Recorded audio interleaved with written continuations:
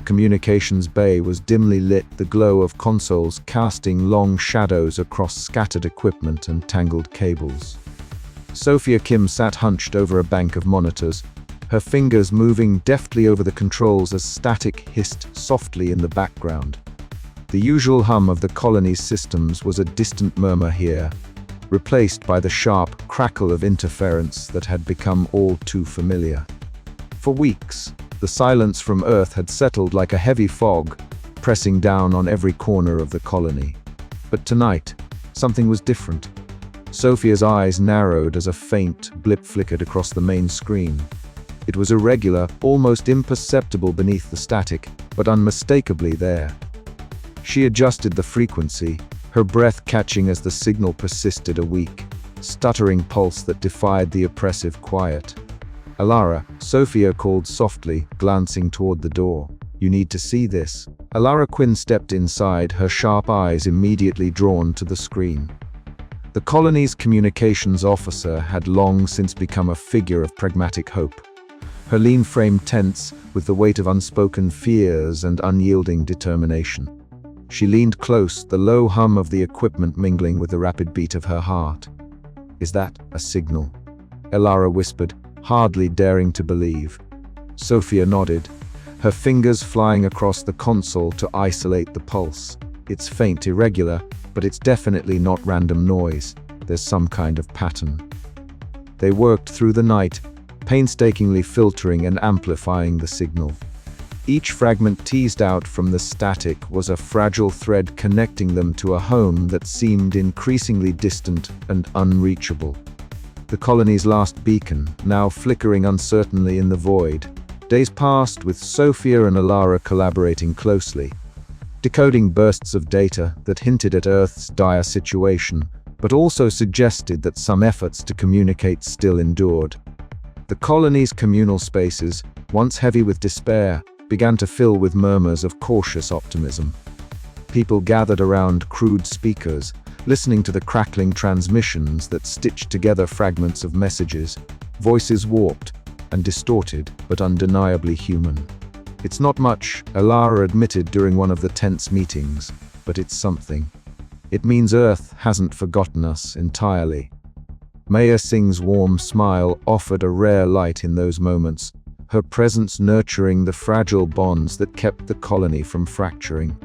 Yet beneath the surface, skepticism festered. Juta Jonas Vega voiced his concerns quietly but firmly. Was this signal a sign of hope or a cruel trick of interference? Alara found herself caught between the urge to rally the colony around this spark of hope and the gnawing fear that it might be a mirage. In the quiet of her quarters, she replayed the transmissions alone, whispering promises into the silence.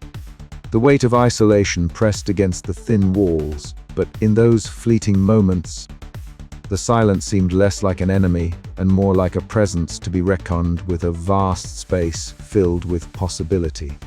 The discovery of the faint signals did not erase the colony's fears, nor did it solve their dwindling resources or mounting tensions. But it breathed life into their resolve, reminding them that even in the deepest silence, a whisper of connection could survive. And for Alara, that whisper was enough to keep fighting, to keep listening, and to hope. As the static faded into the background, the colony embraced a new, fragile rhythm, one marked by uncertainty, but also by a stubborn refusal to surrender to the void. Their future remained unwritten, a delicate thread suspended between silence and sound, loneliness and community, despair and hope. And in that space, Alara found her purpose renewed.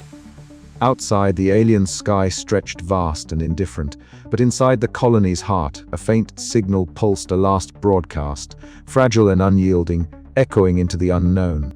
The hum of the colony's life support systems filled the background as the meeting hall grew thick with tension. Alara stood at one side of the room, her eyes locked on Juta Jonas Vega across the space. The dim lighting cast long shadows, mirroring the unease that had settled in the hearts of the colonists.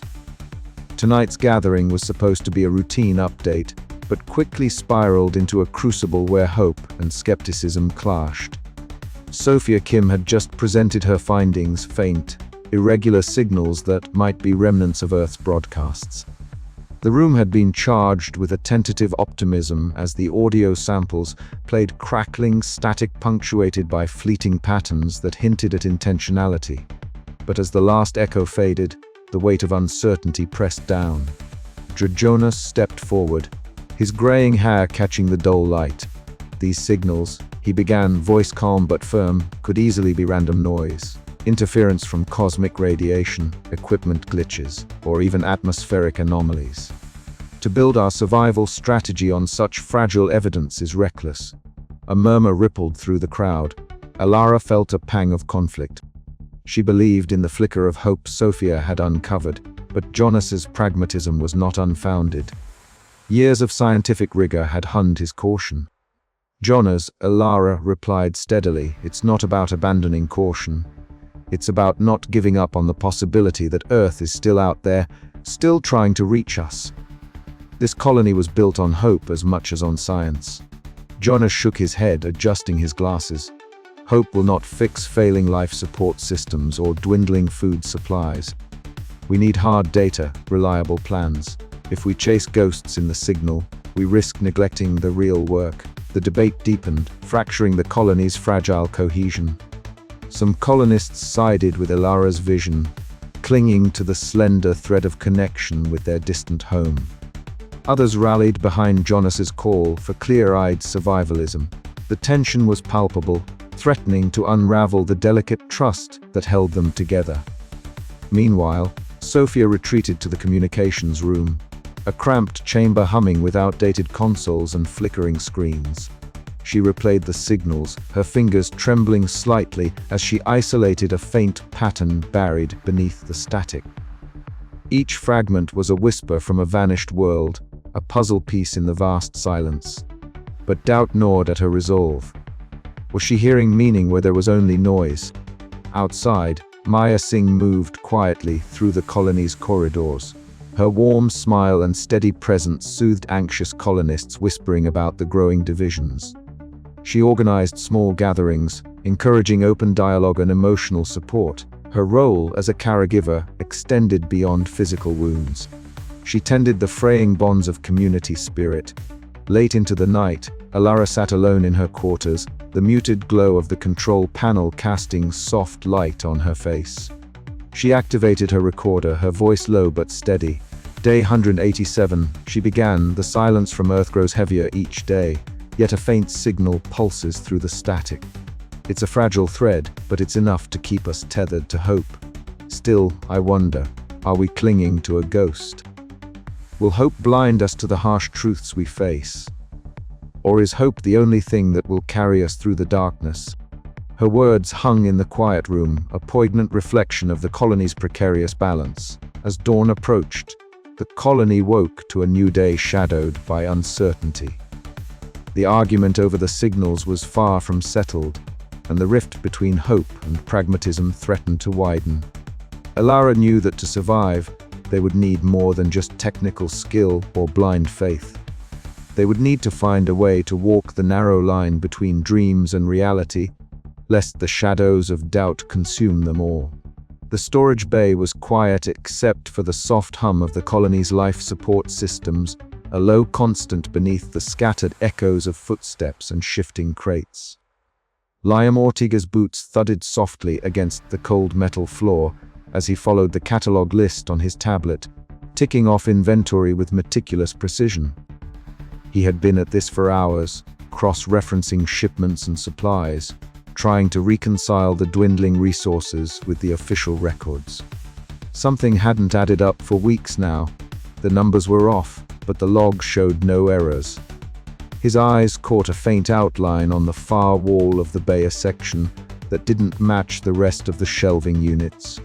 Curious, Liam stepped closer and ran his fingers along the seam of a false panel cleverly disguised to blend into the bulkhead. The edge gave way slightly under his touch. Heart quickening, he pulled at the panel until it shifted open, revealing a narrow compartment filled with crates stamped with the colony's insignia, but dated months earlier than the last inventory update. The stale scent of sealed supplies, dried rations, medical kits, spare parts rose up in the stale air. Liam's breath caught. This was a cache no one had mentioned. No one but whoever had hidden it here. He lifted a crate, its weight surprisingly light for the contents. The label indicated preserved nutrient bars and filtration devices, critical items that the colony was now rationing to near desperation. Liam's mind raced. This discovery could buy the colony weeks, maybe months. But why had it been kept secret? And by whom? He almost didn't hear the footsteps behind him until Elara Quinn's sharp voice broke the silence. "Liam, what have you found?" He turned to see her lean against the doorway, eyes sharp and alert despite the exhaustion etched into her face. The flickering overhead lights cast shadows that seemed to deepen the lines of worry on her face. "Something," Liam said carefully, stepping aside to reveal the catch. Lots of them, hidden here, undocumented. Elara's gaze swept over the crates, a mixture of relief and suspicion flickering across her features. Why wasn't this reported? Why hide it? Before Liam could answer, Maya Singh approached, her presence quietly steady amid the growing tension. "This could be the break we needed," she said softly. "But we need to be careful. If trust breaks down now, this relief might not last." Elara nodded, already formulating a plan. "We'll call a meeting. Everyone needs to know. Transparency is critical. We can't afford fractures." Word spread quickly through the colony. In the cramped meeting room, faces lit by harsh fluorescence turned toward Elara as she stood before them. "We've found supplies," she announced. "Enough to ease our rationing for a time. But this raises questions about leadership and honesty. I promise you we will get to the bottom of this." The room murmured, a wave of relief rippling through, but underneath was an undercurrent of doubt. Whispers sparked like static electricity. How many other secrets lay buried? Later, near the supply bay, Jonas Vega cornered Liam. His voice was low but intense. "This isn't just about supplies, Liam. This secret could tear us apart. Who authorized hiding it? We need answers, now." Liam met his gaze steadily. "I don't know. But I'm going to find out." The shadows of the bay seemed to lean in as their conversation ended, the weight of the hidden cache pressing down on both men.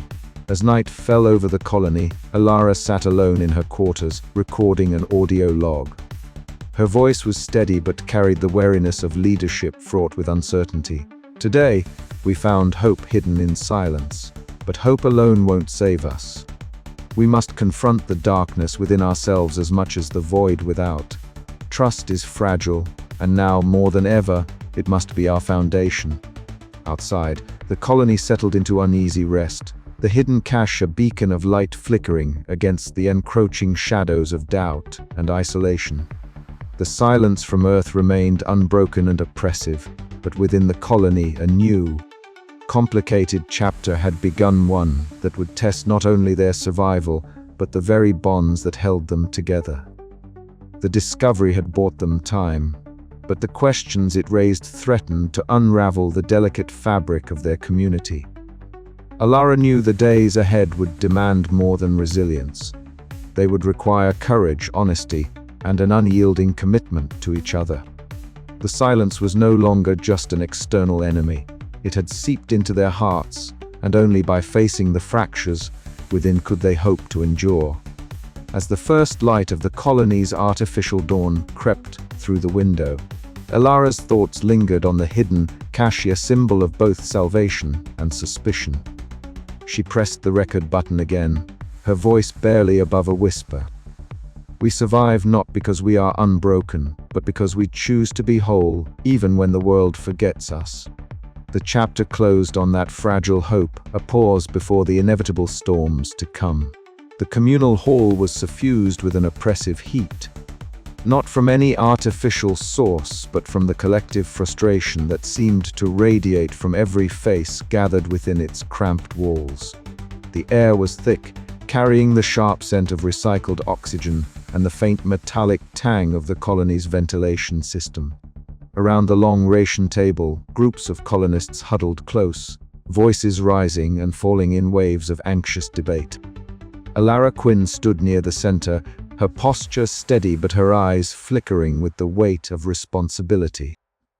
She knew that this meeting was more than a routine discussion. It was a tipping point. Liam Ortega stood firm behind the ration table, clutching his clipboard as if it were a shield against the growing storm. His face was taut, the lines worn deeper by sleepless nights, and the constant pressure of managing supplies that were rapidly dwindling. "We must be realistic," he said, his voice steady but edged with exhaustion. "The supplies we have must last. There's no guarantee of resupply." A murmur rippled through the crowd, quickly rising to a chorus of voices. "Realistic," one man shouted. "Realistic means you control everything and decide who gets what!" Another woman stepped forward, her voice sharp with anger. "We deserve transparency, Liam. We need to know what's really left and how decisions are made. We can't survive on secrets and silent rationing." Alara moved between the parties, raising her hands in a gesture meant to calm but barely containing her own rising tension. "Please," she said firmly, "we all want the same thing: to survive. We need to work together, not tear each other apart." But beneath her words, doubt gnawed. The colony was fraying at the edges. The silence from Earth was no longer just an absence of signal, but a vacuum pulling at the community's cohesion. She glanced toward Maya Singh, who was quietly moving through the crowd, her warm presence a balm to the frayed nerves of their neighbors. Maya's gentle voice rose above the din, coaxing arguments into softer tones. She knelt beside a young colonist trembling with fear, placing a reassuring hand on his shoulder. "We reach stronger together," she whispered. "We have to be." Yet even Maya's comforting words could not fully stem the tide of unrest. A group of colonists, their faces hardened by hunger and fear, clustered in the shadows, exchanging heated whispers that spoke of rebellion and demands for a new leadership structure, one that would give them more control over the colony's fate. Juta Jonas Vega, standing apart with his ever-present tablet, observed the fracturing with a furrowed brow. He approached Alara quietly, his voice low but urgent. "If this continues, the colony could break apart before the supplies run out. We need a plan that addresses both the physical and psychological crises." Alara nodded, the weight of leadership pressing down like the heavy silence outside the walls.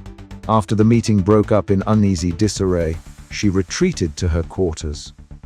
The small room was stark, illuminated by the pale glow of instruments and the flickering light from her console. She activated her recording device, her voice steady despite the turmoil within. Day 237. She began, "The fractures we feared are no longer beneath the surface. They are visible, raw, and threatening to widen into chasms. Trust is eroding faster than our supplies. We stand at a crossroads not just for survival, but for the soul of this colony. I must find a way to hold us together, or we will perish not from lack of resources, but from the silence that divides us." She paused, listening to the distant hum of life support, the quiet that had become a constant companion since Earth's last broadcast ended. The silence felt alive, an invisible presence that both haunted and spurred her on. The days that followed saw Alara working tirelessly to mediate between factions, convening smaller meetings to air grievances and propose solutions. She urged transparency, advocating for a shared inventory system, and rotating leadership roles to distribute responsibility and foster trust. Liam, though resistant at first, gradually conceded to her proposals, recognizing the peril of unilateral control. Meanwhile, Maya organized communal activities, shared meals, storytelling sessions, and quiet moments of reflection that helped to soothe raw nerves and remind the colonists of their shared humanity. Slowly, the colony began to mend the frayed threads of community, though the tension beneath the surface never fully dissipated. Alara often found herself awake in the quiet hours, haunted by questions. How long could they hold on? Would Earth ever send another signal? Or were they truly alone, forgotten in the vast expanse of space? These thoughts gnawed at her resolve, but each morning she rose with a renewed determination. The colony's survival depended not just on rationing supplies, but on sustaining hope. The chapter closes with Ilara standing at the observation window, staring out into the star-speckled void. The silence presses in, but she whispers into her recorder, "We will endure. We must, for in this silence we find the strength to build something new." And just as the recorder clicks off, a faint, almost imperceptible crackle of static stirs the still air, an echo of hope in the unyielding night. The air in the command center was thick with tension, the usual hum of machinery suddenly overshadowed by a sharp, persistent alarm. Ilara Quinn stood amidst the gathered engineers and council members, her eyes scanning the reports flashing across the holo displays. A critical failure had been detected in the colony's primary life support system, a fault deep in the atmospheric filtration modules that threatened breathable air circulation. The engineers believed the damage was serious and beyond immediate repair, without replacement parts salvaged from the old outpost ruins some kilometers beyond the colony's dome. Drista Jonas Vega stepped forward, his graying hair slightly disheveled from hours of troubleshooting. "The filtration system's core components have degraded beyond their repair threshold," he explained, voice steady but laced with concern. "Our stockpile of replacements is exhausted. We either send a team out to salvage from the old outpost or prepare for rationed air circulation, which would be catastrophic in the long term." Murmurs rippled through the assembly. The colony had been grappling with dwindling resources and the psychological weight of Earth's silence for months now. This new threat felt like a cruel crescendo. Ilara's gaze hardened, her mind racing through options. As former communications officer, she was no stranger to pressure, but this was different. This was life or death, not just for her, but for every colonist relying on the fragile ecosystem they'd built from dust and hope. "I volunteer to lead the salvage mission," she said, her voice cutting through the uneasy silence. All eyes turned to her, surprise flickering alongside respect. It was a dangerous proposition. The terrain outside the dome was unforgiving, filled with jagged rock formations and unpredictable weather patterns. The old outpost had been abandoned years ago after a series of failures and mysterious disappearances. Jonas nodded slowly. "Ilara, it's a perilous journey, but your leadership and expertise make you the best choice. We'll prepare a team and the necessary gear." Maya Singh stepped forward, her warm smile steadying the nervous energy in the room. "We'll support you every step of the way. Medical supplies, psychological support, whatever you need." Over the next few hours, the colony mobilized. Liam Ortega tightened inventory protocols to allocate resources for the mission, and Sophia Kim worked tirelessly to enhance communications equipment, hoping to maintain contact during the expedition. Ilara spent the evening preparing, methodically checking her gear. The exploration suit was bulky but essential, shielding against the harsh environment beyond the dome. She ran diagnostics on her oxygen supply and emergency beacon, the cold metallic click of the equipment a stark reminder of the stakes. As dawn broke, the colony gathered at the airlock. The sun cast a pale light over the desolate landscape, endless rocky plains, punctuated by the skeletal remains of the old outpost. The silence was oppressive, a tangible weight pressing on Ilara's chest. Maya placed a steady hand on Ilara's shoulder. "We're all with you. Bring us home more than just parts." Ilara nodded, swallowing the lump in her throat. She stepped into the airlock, the hiss of decompression sharp in her ears. As the outer door sealed behind her, the vast alien world stretched before her, a lonely frontier where hope and fear collided. The mission was more than a salvage operation. It was a test of endurance, leadership, and the fragile thread of trust that bound the colony together. Failure was not an option, but the unknown beyond the dome promised trials that would push every member of the team to their limits. With steady breath, Ilara set out across the barren expanse, each step echoing the silent promise to return with the means to keep their home alive. The last broadcast from Earth was gone, but here in the shadow of isolation, a new voice was rising, the determined heartbeat of survival.